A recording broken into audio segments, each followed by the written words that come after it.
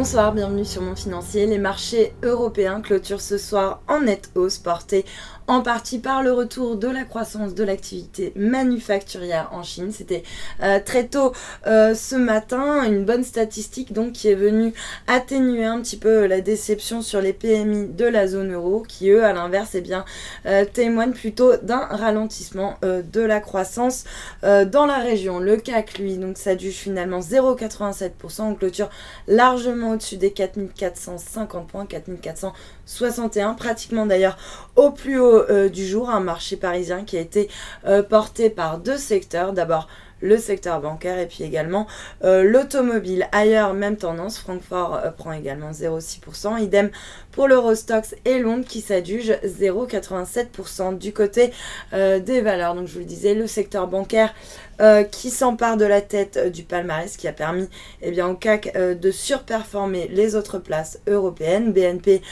Paribas a donc décidé de s'acquitter d'une amende record de 8,9 milliards de dollars, l'équivalent de 6 milliards et demi d'euros. Elle devra aussi suspendre pendant un an ses activités de compensation en dollars, mais les marchés devaient s'attendre à une sanction encore plus sévère. En tout cas, ils ont été rassurés par le maintien du dividende de la société. Dans son sillage, c'est l'ensemble du secteur bancaire qui s'inscrit ce soir en forte hausse, avec par exemple Société Générale, Natixis ou encore Crédit Agricole qui termine donc parmi les plus fortes hausses du marché. À noter également Renault qui signe donc la meilleure performance, alors que les immatriculations de voitures neuves en France ont progressé de 3,2%.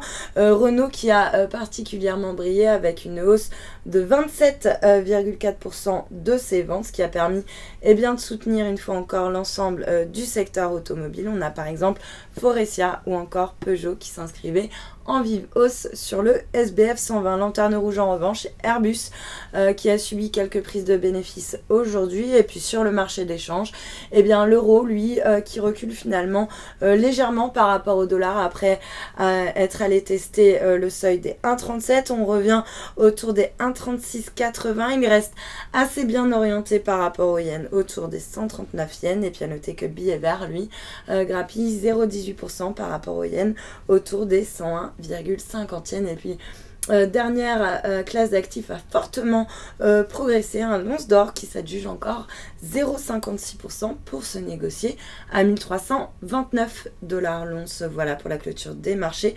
Passez une excellente soirée, à demain.